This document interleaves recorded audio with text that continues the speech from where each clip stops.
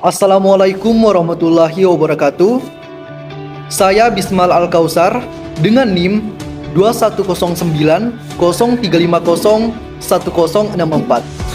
Sebagai pemenuhan tugas final mata kuliah akuntansi biaya, pada kesempatan ini saya akan memaparkan materi mengenai biaya tenaga kerja yang terdiri dari pengertian, komponen, dan teori kurva pembelajaran dalam biaya tenaga kerja.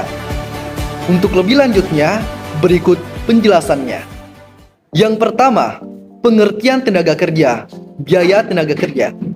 Biaya tenaga kerja merupakan salah satu dari 3 elemen biaya produksi.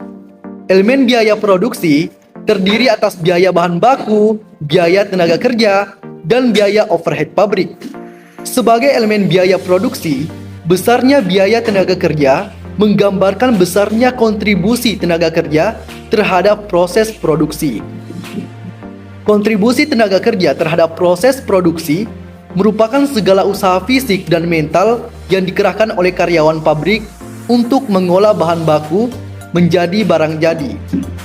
Kontribusi tersebut dinyatakan dalam satuan moneter yang disebut biaya tenaga kerja dan menggambarkan sumber daya ekonomi yang dikeluarkan oleh perusahaan atas penggunaan tenaga kerja dalam rangka pengolahan bahan baku menjadi barang jadi.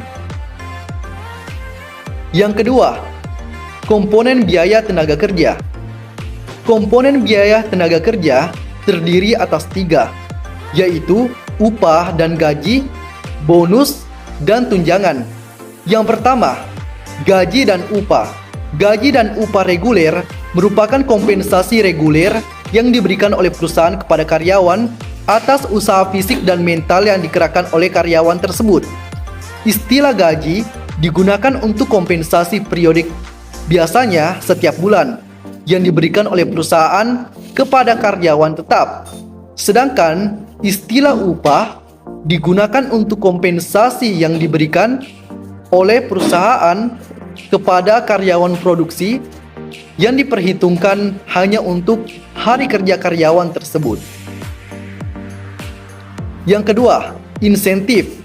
Insentif merupakan kompensasi tambahan yang diberikan oleh perusahaan kepada karyawan atas kinerja karyawan di atas standar yang ditentukan berdasarkan waktu kerja atau hasil kerja.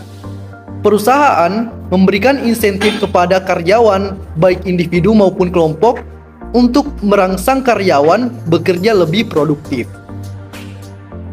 Yang ketiga, tunjangan.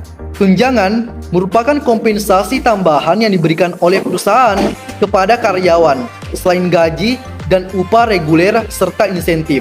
Hal ini meliputi seperti tunjangan asuransi, tunjangan pensiun, tunjangan liburan, premi lembur, dan bonus.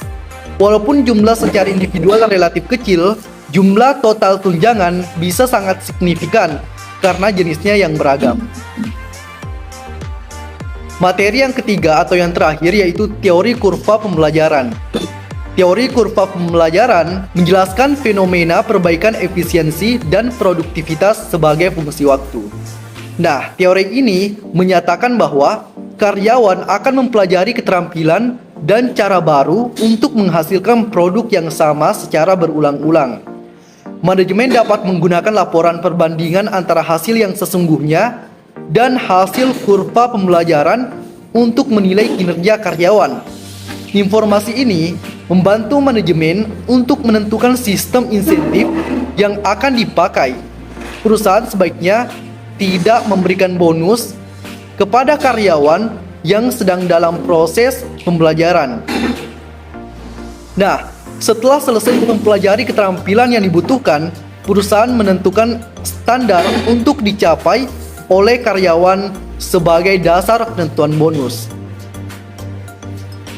Jika membutuhkan standar sebelum ada tahapan produktivitas yang konstan, perusahaan perlu mempertimbangkan pengaruh kurva pembelajaran.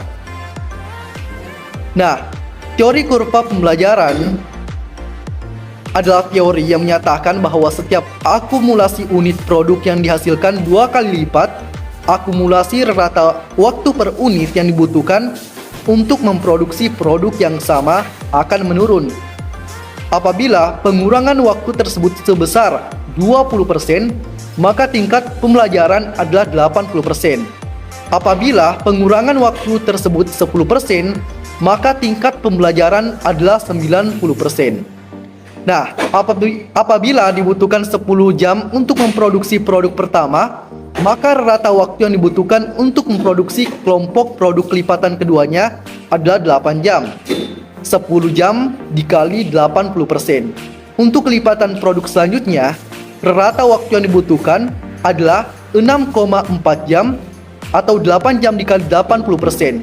Nah, perhitungan yang sama untuk lipatan produksi selanjutnya dapat dilihat pada tabel yang tertera. Ya, itulah tadi penjelasan tentang materi tenaga kerja. Sekian dari saya. Wassalamualaikum warahmatullahi wabarakatuh.